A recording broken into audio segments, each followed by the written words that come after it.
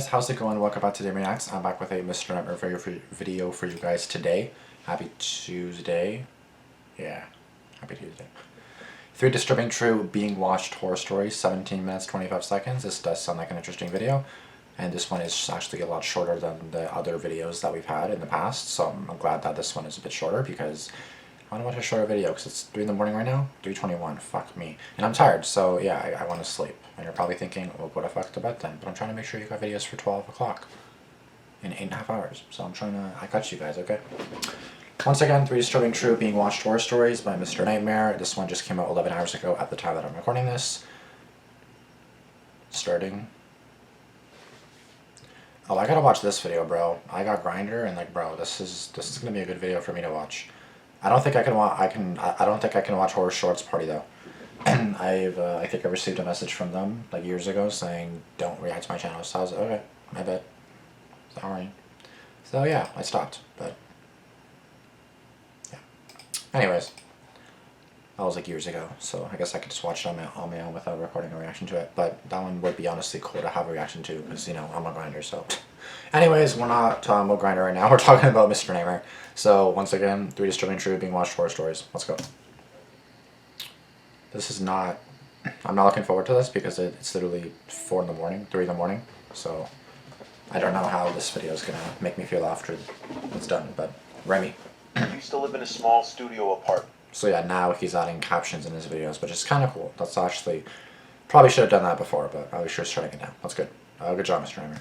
In Chicago when I finished college. Mm-hmm. It was not fancy, just a single-room space on the top floor of a 3-story building. I chose it because rent was cheap and it was close to work. Okay. As a 23-year-old with student loans and no savings, I didn't have the luxury of being picky.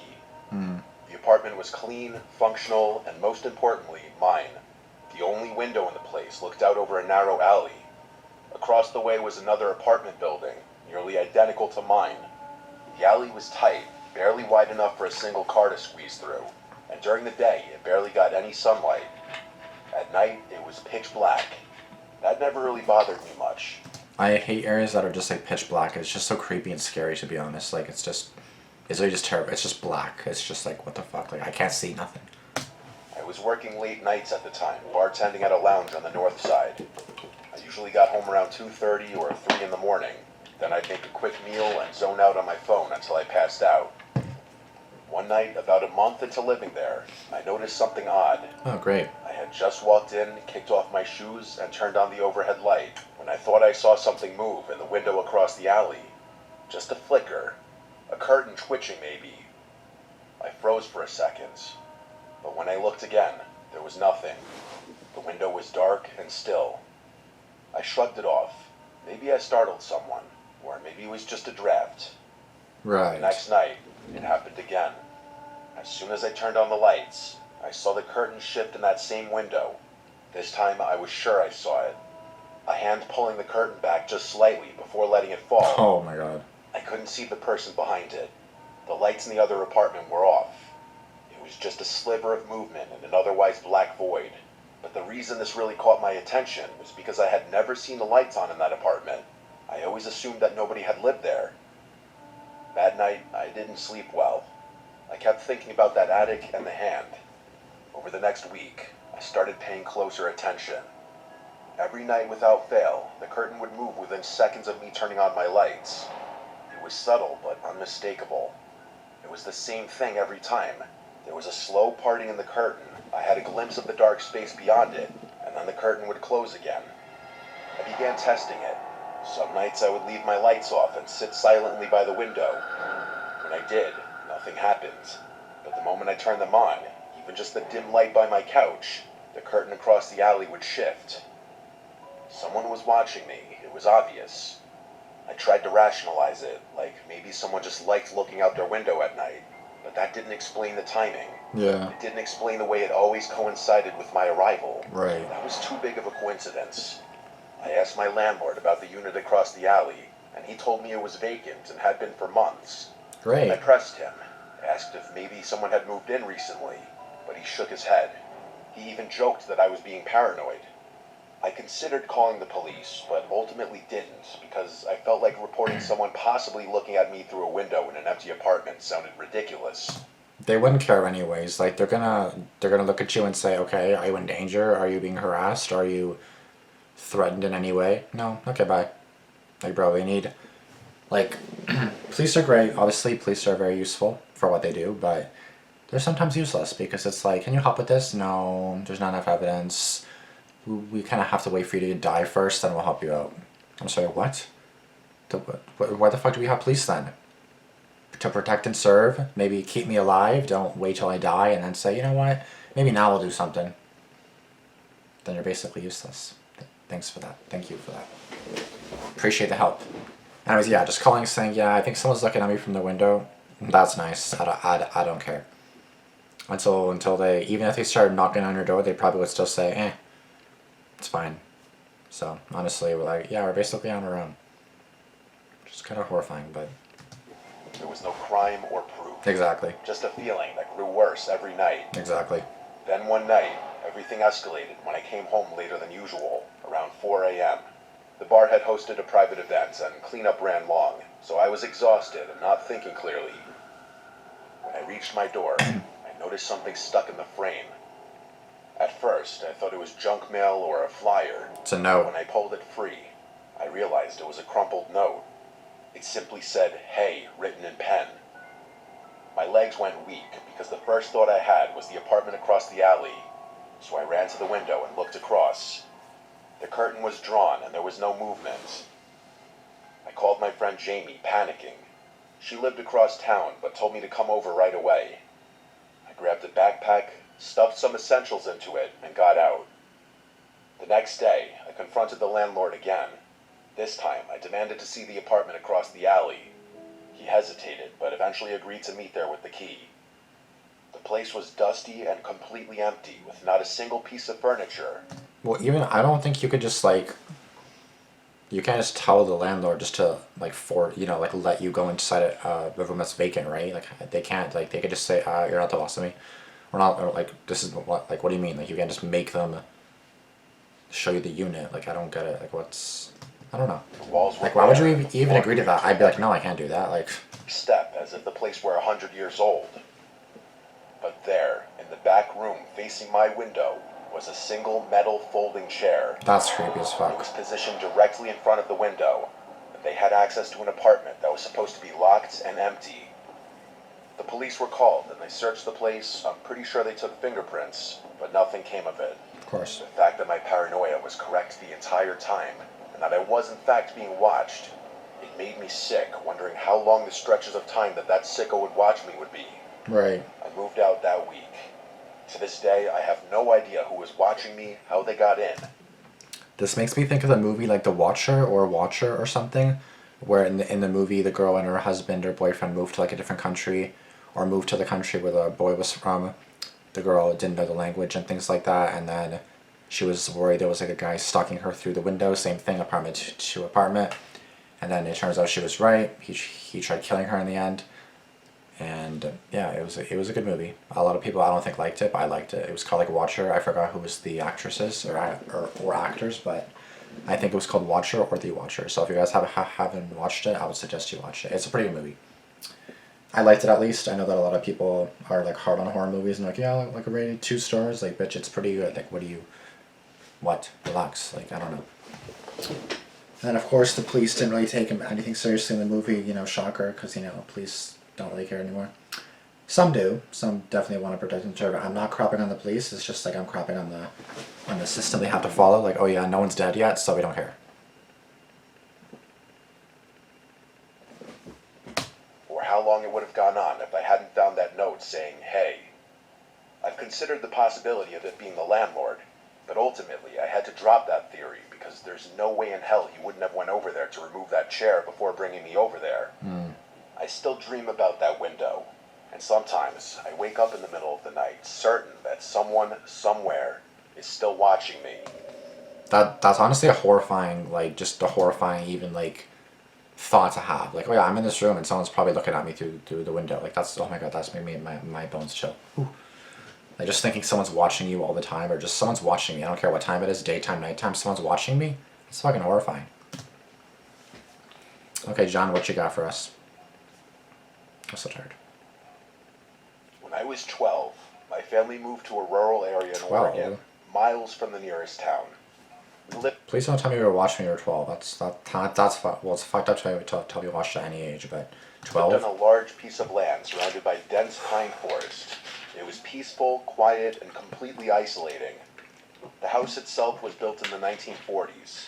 It had the old house starter pack with things like creaky floors, a creepy attic, and a detached rundown shed that sat about 30 feet from the back door. Yep, sounds about The shed right. was packed with old tools and junk from the previous owner. My dad always meant to clean it out, but he never did. For the most part, we stayed away from it. I remember the first time I noticed something strange. It was a weeknight, close to midnight.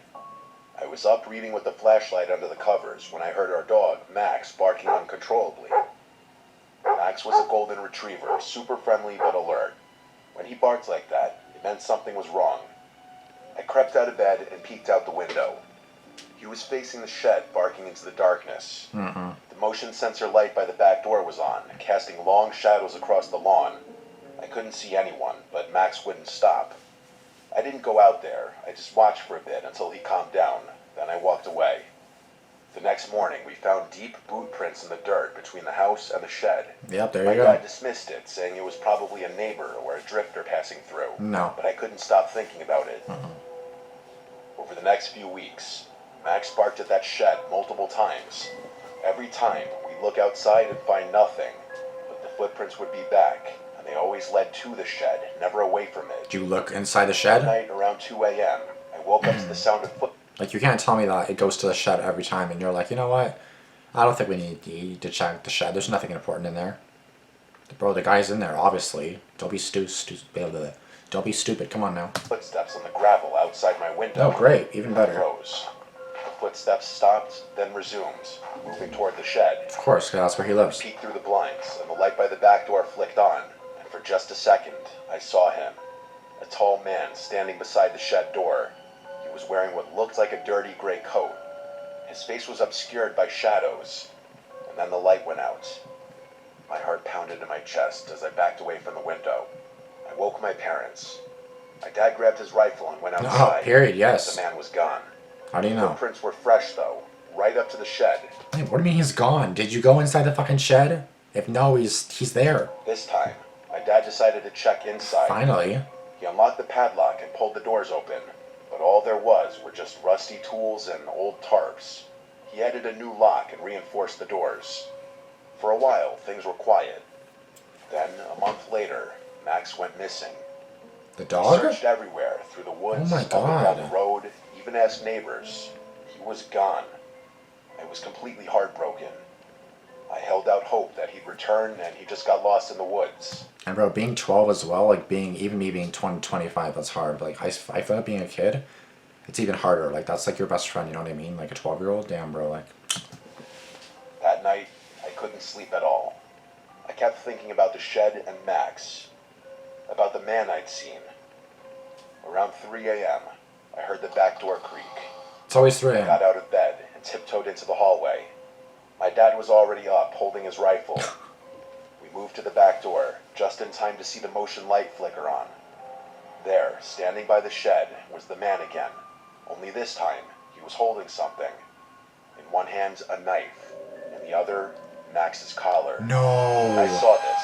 I felt like my life was half sucked out of my body. Like this No. horrible weightlessness in which I almost felt like I was going to fall down. I mean, I figured it was him the whole time, but I'm just thinking, no, please don't. My dad shouted and raised the rifle, but the man turned and ran into the woods.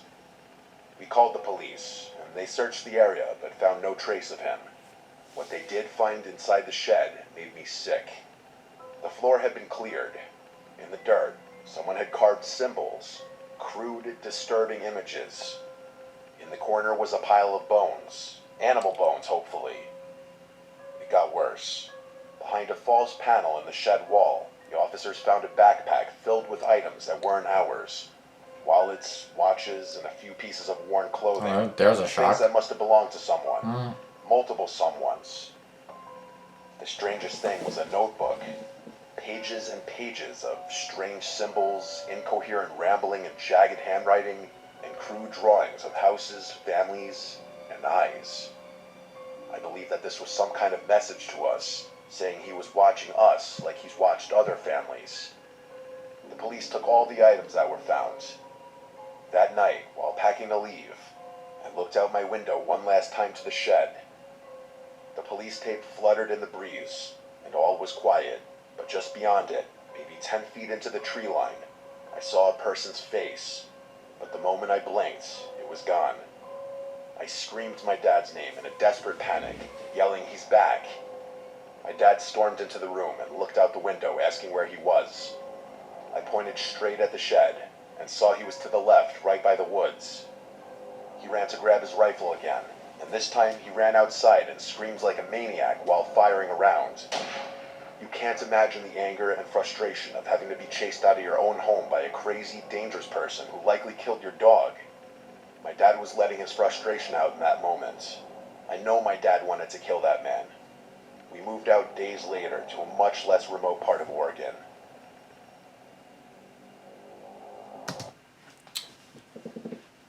I feel like number 2 is like really like a sensitive, not a sensitive one, but just like a tough one to listen to because again, people love pets, bro. Like everyone loves animals. I think people love pets more than other people. Let's be honest. And pets and animals are just like your life, bro. Like just to think that someone fucking bitch killed your dog, man. Like that's so fucked up. Oh my god.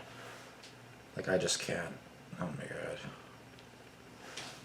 Like, I'd be so fucking pissed, but like, if you kill my dog, or I don't have dogs, if you kill my cat, like, I may have to end you, I'm sorry, like, I may have to end you, like, I don't even know if I'd be able to do that, because I'm a nice person and everything, but like, if you fuck with my cat, like, anybody would say this too, if you fuck with my pet, I don't think you're gonna be alive much longer, I'm just saying, like, you know what I mean, like, you don't fuck with pets, bro. If you fuck with pets, the owner's gonna fuck with you real quick, I'm just saying. Anonymous stories number 3. Let's see. That's so fucked up, man. In the summer of 2018, my friends and I, Abby, Marcus, his younger brother Tim, Tim's girlfriend Hannah, and me, planned a weekend trip in the Blue Ridge Mountains. We were all in our early 20s, fresh out of college, and eager to unplug from everything. We picked a spot far off the grid, deep into the national park, where the trees grew thick, the air smelled of pine and damp soil, and there was no cell signal for miles. Great. The first night was normal. No cell signal for miles. Yeah, that's fantastic. If you need help, sorry, none's coming. Fantastic. Great idea. Found a clearing by a lake with just enough space for 3 tents, started a fire, and cooked hot dogs and marshmallows. Okay. We told stories, drank, and stayed up late watching the stars. Okay. The silence of the forest was relaxing. For now. It wasn't until the second night that things started to feel wrong. Mm-hmm. At around 11 p.m., we were still sitting around the fire laughing when Marcus suddenly stiffened and pointed towards the woods, asking if we saw that as well. We all looked, but nothing was there. He swore he saw movement. Yeah, I don't do camping, and this is exactly why. I don't do camping. I never will do camping. Fuck that shit. I'm not dying today. Mm-mm. A figure ducking behind a tree, maybe 30 or 40 yards away.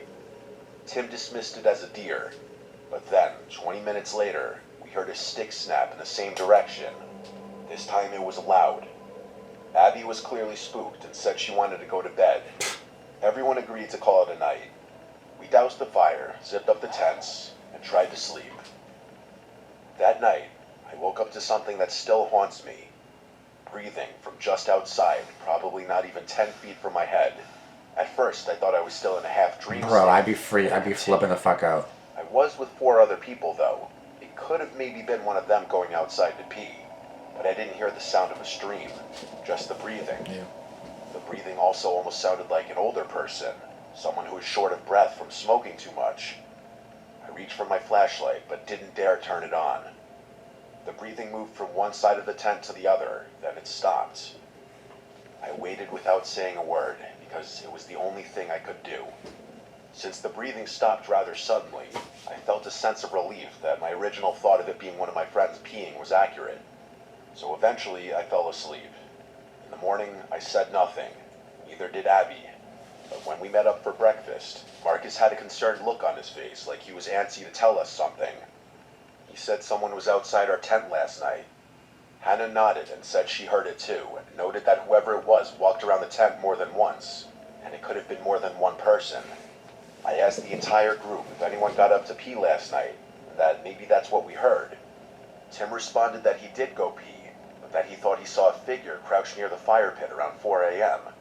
We searched the area, and we found footprints in the ground circling all 3 tents. But in a spot where the dirt was a little wetter, more like mud, one of the footprints was very clearly from a bare human foot, not shoes or boots. This made the whole thing even stranger. They led into the woods and vanished.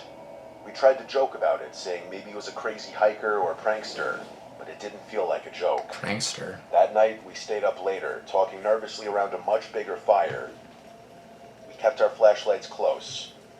Around 2 a.m., we heard that awful sound of the crunching of leaves in the distance. That'd be like This time, there so... was a voice. Like, bro, I just got home yesterday around like 2, 3 a.m. I forgot where the fuck it was.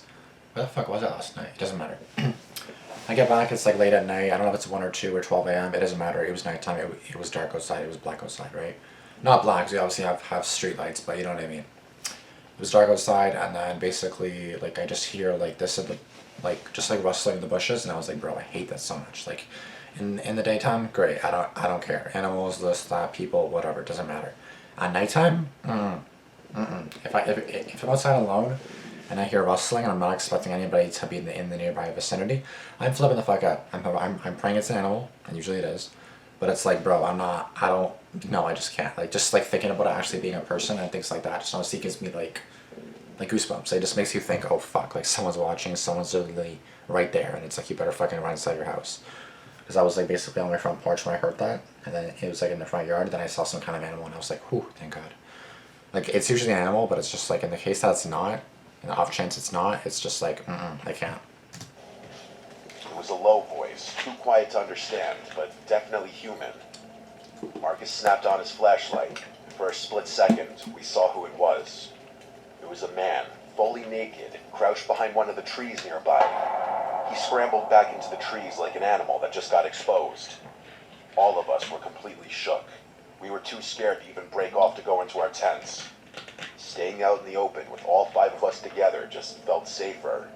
Hannah suggested packing up and leaving. Yeah, get the fuck out. Marcus and I said that was a horrible idea.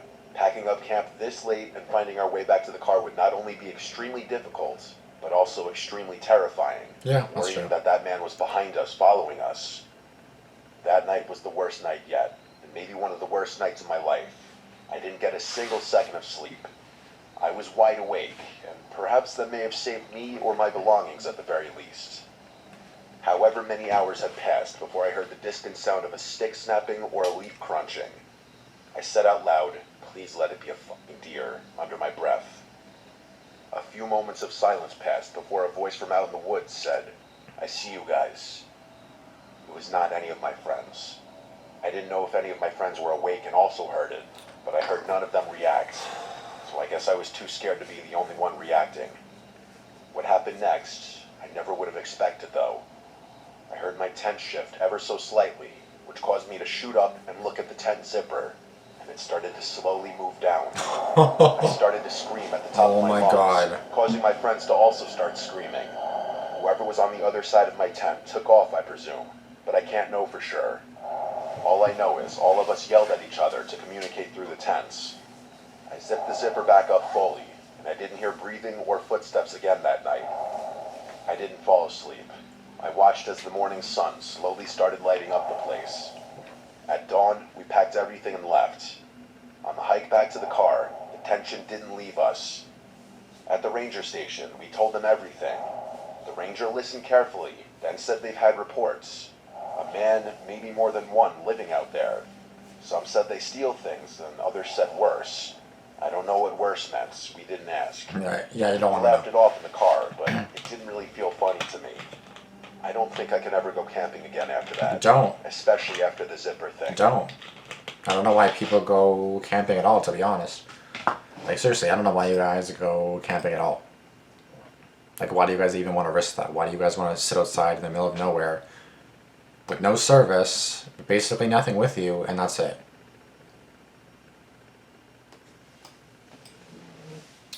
Justice for Max. That's so sad, man. Why leave your dog outside when you know there's a stranger fucking or lurking around for weeks? Justice for Max. It's just a dog? Oh, fuck you, bro. Dogs are family. That's like saying when your father dies, he was just a man. Exactly. I honestly hope you're trolling. The second guy was just so was just messed up. The guy literally killed Max and even had animal bones in that shed along with a notebook detailing a husband watching other families. Yeah, that's horrible. The second story is so very disturbing. My heart was running a marathon. Again, like imagine experiencing this at 12 years old. Like when I was 12 years old, I remember I was like always terrified of being home alone. I was always like literally like shitting bricks home alone. It was like 6 or 7 p.m. I think in the winter time because it was already like dark outside at 6-7 p.m. And I remember like someone rang the doorbell and then I was like I hid for like 20 minutes. Like I didn't even I'm not even lying. I just hid for so long because like it was literally just like I was terrified. Even though there could have just been a telemarketer or a random person, but I was like I heard the doorbell and my legs just like felt weak. Like it just felt like they were about to collapse. Like all because someone rang the doorbell. It was insane. Thank you, Mr. Emmer, for getting through these tough assignments and cleaning. You never felt energetic. What do you mean cleaning? The fuck are you talking about cleaning? The animal ones belong to Max. They should have just kept their dog inside at night when all that started. Yeah, true. And my cats are indoor cats too, so why would they leave the dog outside after my stranger dangerous man is outside? Poor Max. This is one of those YouTube channels that you could watch or listen to all day and night. I could easily fall asleep to it. That's why watching Mr. Nightmare when I'm already half asleep is a terrible idea, because like his voice is already so soothing. It's perfect to fall asleep to. Don't watch it when you're already tired, because you can probably fall asleep to it when you're not even tired. So when you are tired, you're probably getting a doze off, and I almost was. So, poor Max. Story 3, the last comment, then I'm going to go to flick debate. We all heard some strange concerning sounds around our camp and didn't feel like we were alone, so we all decided to call it a night and lie unconscious and defenseless for the next 8 hours. So smart. Yeah, honestly, some people just don't make good decisions. Like, you really don't. Like, if you're going to go camping, okay, great. Have some safety measures in place or something. Like, my family, my sisters always go camping, and I'm just like, and then they invite me each time. I'm like, ha, you're funny. No. I'm like, you are hilarious, bro. You are funny. You are very funny. No, I'm not going. No, I'm gonna be safe and sound in here. You guys go do your own thing, but I freaking hope I see you again, because I don't even know if I will at this point. So it's like, yeah, please be careful. Anyways, yeah, please be careful, guys. If you go camping, I would just not go camping, because it's probably safer and probably a better decision. So yeah, just don't do it. Just save yourself and don't do it. Again, poor Max, they definitely should have just kept him inside at night, because that's really fucked up. That's so sad, losing basically a family member, because that's basically a member of your family. So that's so sad, man. Like I'm really mad that someone actually just killed a dog like that. That's so fucked up. Anybody killing a human, person, dog, any kind of animal is just fucked up in general. But thank you guys so much for watching. If you guys enjoyed the video, please be sure to give it a like, comment down below, be sure to subscribe, turn on notifications, and I'll see you guys in the next video. This may also be uploaded late, because I may just go to bed after this and upload it later, but we'll see. I'll see you guys later. Deuces.